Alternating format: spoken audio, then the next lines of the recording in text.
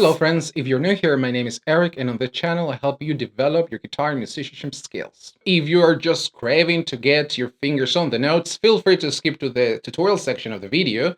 I do have 3 pieces of advice for you that will make you more efficient as you go through the tutorial.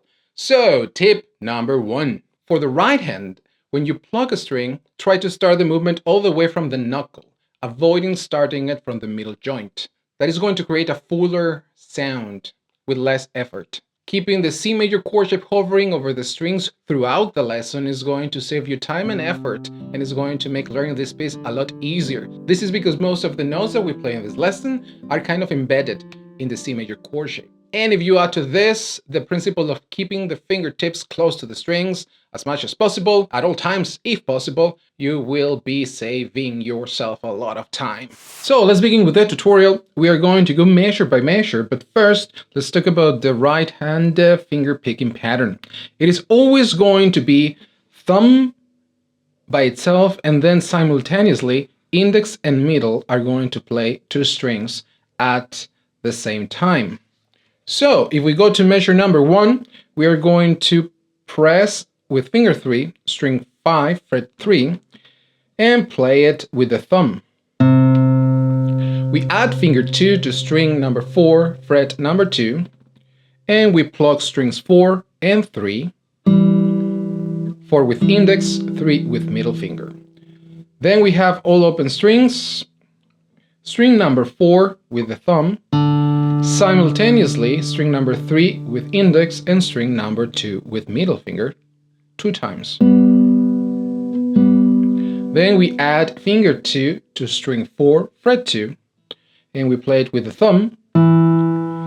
We add finger 1 to string 2, fret 1, and we play simultaneously string 2 and string 3 with middle finger the second string and with index finger the third string.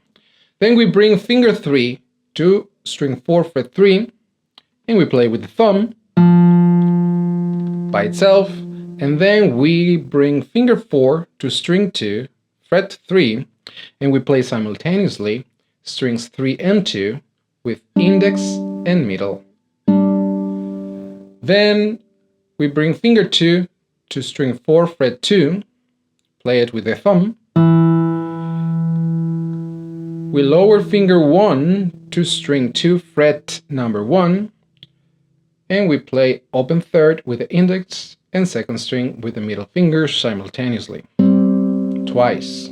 Yes. All open strings, thumb plays the fourth, index plays the third, middle plays the second simultaneously 2 times. Then we bring finger 2 to string 4, fret 2, we play it with the thumb. We bring finger 1 to string 2, fret 1, and we play open third with the index finger and the second string with the middle finger simultaneously 2 times. And finally we bring finger 3 to string number 5, fret number 3, play it with the thumb. And that's about it. Just as in lesson 40, becoming somewhat fluent with playing the C major scale up and down, in the first position will give your fingers the mobility and accuracy that will help you get this lesson smoother in less time.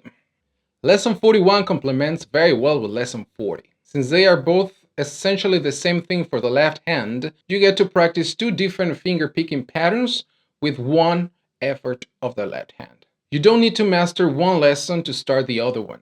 The improvements you achieve in one of them will impact the other one and vice versa. And keeping variety in your practice sessions helps with having fun, with enjoyment. And you should always look for enjoyment in your practice. 1, 2, 3.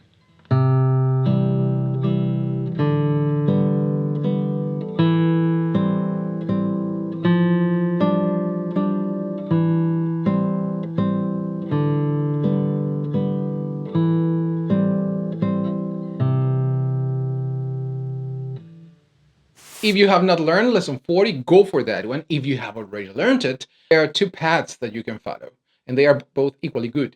Lesson 42 and lesson 44.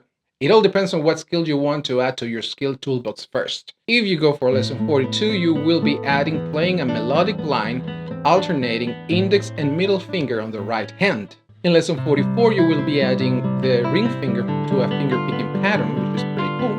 And you will also expand the left hand positions around the C major chord shape. You should definitely play both lessons, but you should start with whichever excites you the most. Keep that learning fun. I hope this video has been useful for you. In the description of the video, you'll find a section I call What Next that I will be updating as I create more content. So make sure to pass by and take a quick look. Thank you so much for watching this video and see you in the next one. Enjoy the process. Bye.